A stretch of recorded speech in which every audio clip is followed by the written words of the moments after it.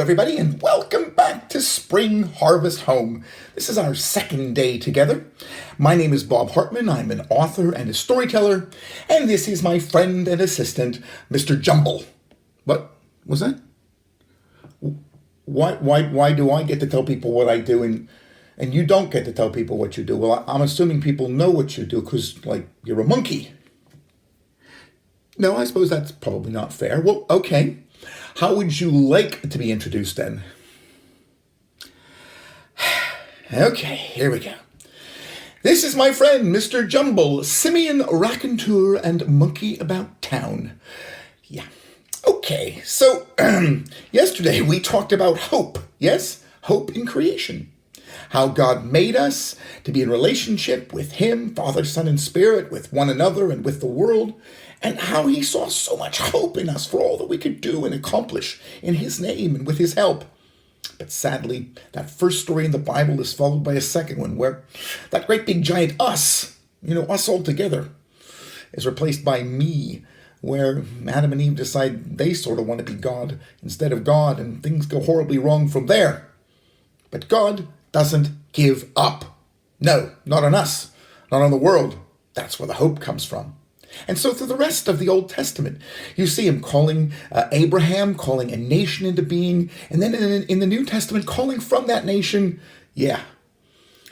His own special Son. Who shows us exactly what it means for God not to give up on us.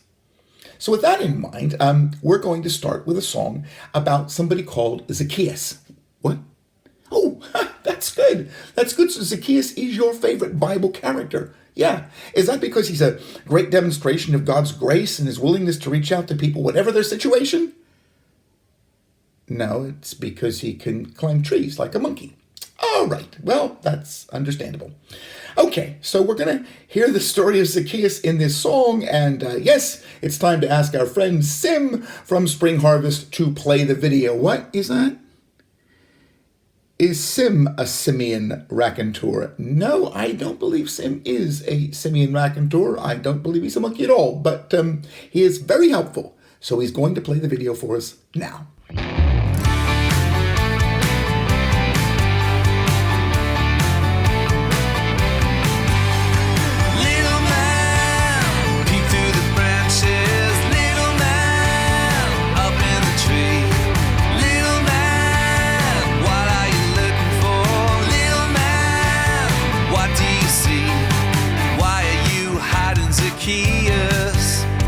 Why do you dangle your feet? Are you afraid of the people below gathering in the street? Are you afraid they will see you? The man who takes taxes for Rome, that pay for the soldiers who beat them and leave them to suffer and groan.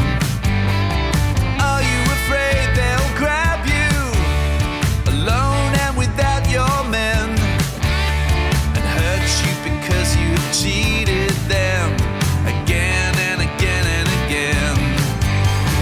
Little man, peek through the branches. Little man, up in the tree. Little man, what are you looking for? Little man, what do you see? Jesus says, come and Zacchaeus, coming to Jericho town. Everyone wants to have tea with him. See how they swarm around. Come eat with me, they all beg him. See how he tells them all no. He's looking for something, Zacchaeus. Where do you think he will go? Jesus is coming, Zacchaeus.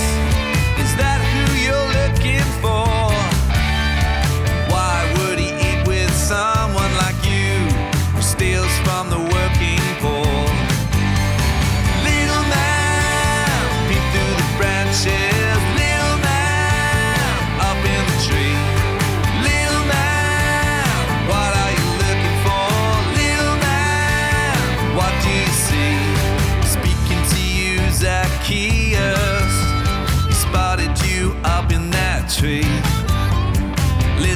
saying, Zacchaeus, come down. Let's go to your house for tea. The crowd is now shouting, Zacchaeus, why would you go with that cheat? Why would you spend time with sinners, Jesus? Why would you go there to eat? Down from the tree now Zacchaeus, off to serve Jesus his tea. What would he say and what will he do? It's all a big mystery. Little man, peek through the branches. Little man, up in the tree. Little man, what are you looking for? Little man, what can you see? What's that you're saying, Zacchaeus? You're sorry for being a crook.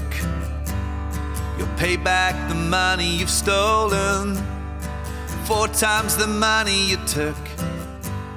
You're helping the poor too, Zacchaeus? Everyone's shocked by your plans. Jesus says, grinning from ear to ear, salvation has come to this man. Everyone's smiling, Zacchaeus. It seems that you're smiling too. You thought you were looking for Jesus, but Jesus was looking for you. So, Mr. Jumble, what did you think about that, huh? Great song, great story, huh? What? Oh, you didn't think that Zacchaeus was a very good monkey after all. Why is that?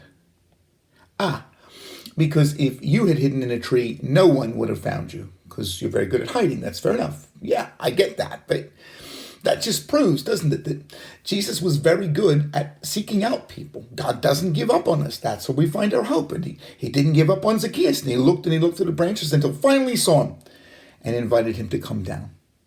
There are lots of stories in the Bible, Mr. Jumble, about things that get lost and God's desire to find them. As a matter of fact, in Luke chapter 15, there's a story about a lost son, a lost coin, and a lost sheep. And in each case, those things could have been difficult to find, like a monkey or a tax collector in a tree. But the people who were looking for them kept looking until they found him, which is how God is with us. He doesn't give up, and there's great hope in that. And with that in mind, I would like to do a little poem that I wrote all about something that was lost. No, it wasn't a sheep, wasn't a coin, wasn't a son. Actually, the story is all about lost bottoms. Yeah, lost bottoms. That's right. You see, several years ago, my granddaughter was making some pretend food for me. And she kept bringing the food. And I kept saying, I don't want that, I don't want that, I don't. I was just playing a game with her, just kind of teasing her a bit. And finally, she got to the point where she said, listen, Grandpa, she said, if you don't eat the next thing I bring you, you're going to have to eat a big bowl of bottom. And I thought, big bowl of bottom. Oh, yeah. That is just about the perfect title for a story. So I wrote a story about lost bottoms. And here's the thing, you see. I'm going to need some help with my big bowl of bottom. As a matter of fact, I'm going to need a big bowl of bottom.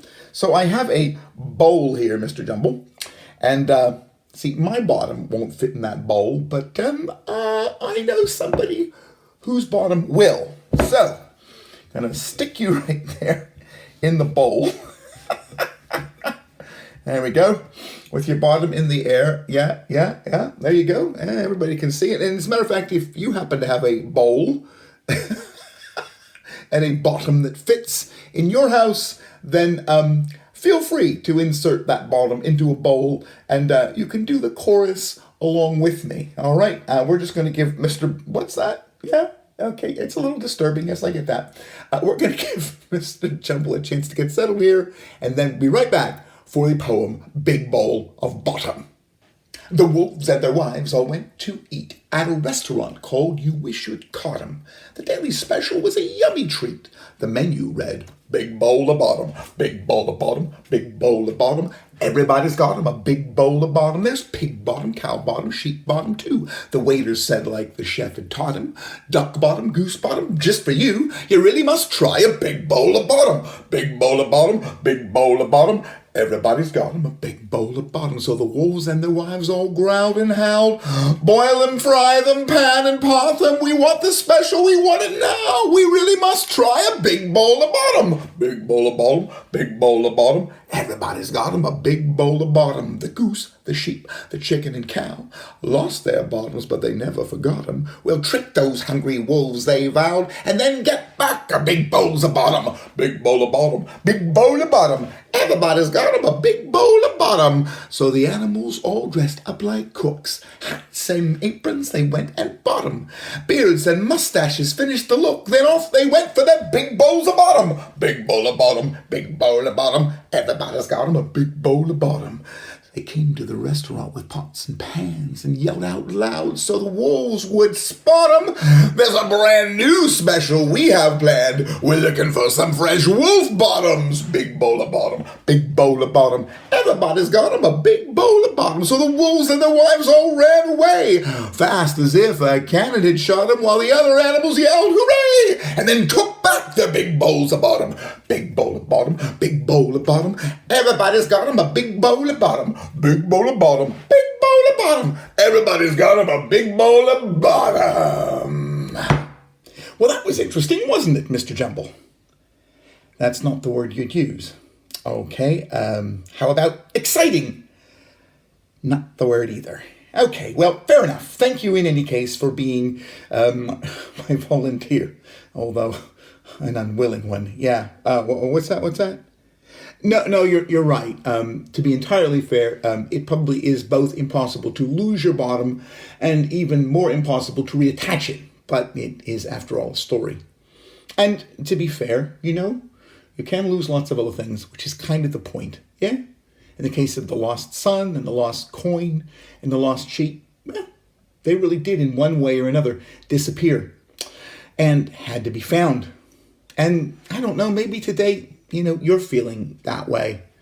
Maybe you feel you've done something that, I don't know, God won't forgive you for.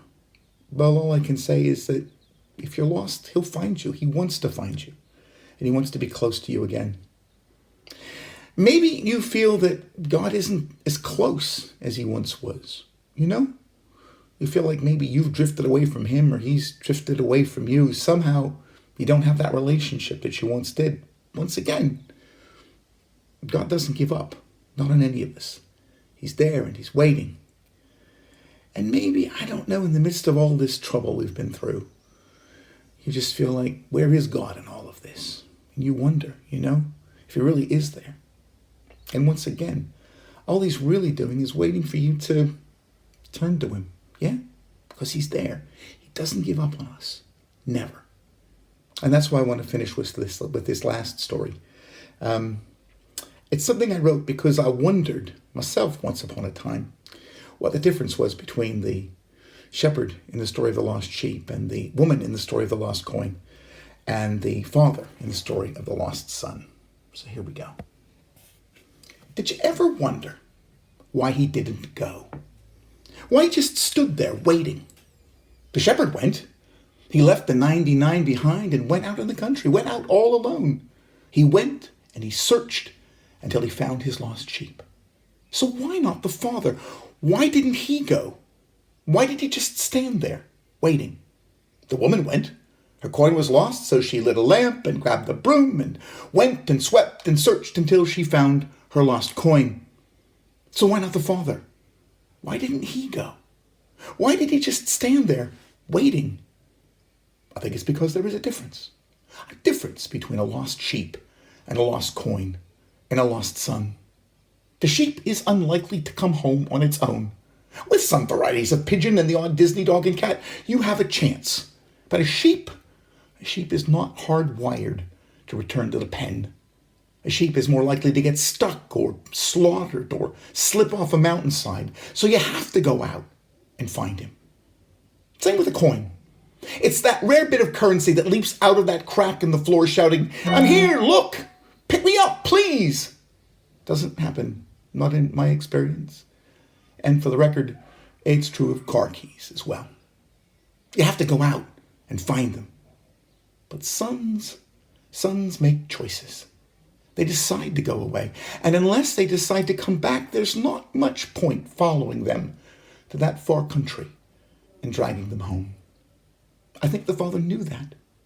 He knew that until his son was ready to make that choice, until he was fully and finally fed up with the path he had chosen, there was no point in trying to force him onto another path. Mind you, I'm sure he wanted to. I bet it took every bit of energy just to stand there, every ounce of strength to wait, particularly on those days when his mind was occupied with the inevitable what-ifs. What if he's hurt? What if he's in jail? What if I had done something differently? What if there is something I can do today, now, to save him? The what-ifs and the waiting were just holding him there in some kind of terrible tension, like an enormous rubber band stretched near to breaking. And maybe that is why, when his son finally appeared on the horizon, the father literally took off in his direction. Robes flying, arms outstretched, the words hurtling out of his mouth. You're back. You're alive. Welcome home. Because now there was something he could do. Something more than waiting. God never gives up on us. And there is enormous hope in that. Hope for forgiveness. Hope for reconciliation. Hope for a new life. So why don't we bow our heads together and finish this time by thanking God for that hope. Here we go. Father, thank you. Thank you for hope. Thank you that we have such great hope in the fact that you never give up on us. That like the shepherd and like the woman and like the father, you are looking and you are waiting and you are just desperate for us to turn back to you and be found. So if today, Father, anybody who's listening to this or watching this feels that bit lost, we just pray for them. They would turn to you. Say, here I am. Here I am, Father. Give me that hug that I need. Embrace me. Welcome me back. In Jesus' name, amen. Right. Well, thank you for watching today. We'll be back again tomorrow with more stories and more songs and, no more bowls. That's okay. Yeah, sorry. Bye, everybody.